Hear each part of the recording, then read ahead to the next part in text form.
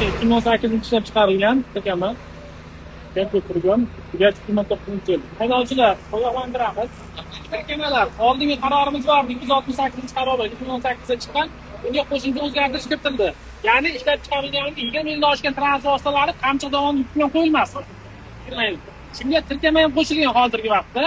Gruppalarda haydovchilarga, bitaklarda eshitgan bilgan haydovchilar o'rtoqlaringizni ogohlantirib qo'yasiz. Qamchiq dovoniga tirkamalar butunlay qo'yilmaydi. Hop. Mana yuk avtomashinasi tirkamasi 20 yildan oshgan yuk yuklaydigan pritsepda hisobdan ortga qaytarilyapti. Qolgan barcha yuk avtomobil minadigan tashlanga yetkazib qo'yiladi.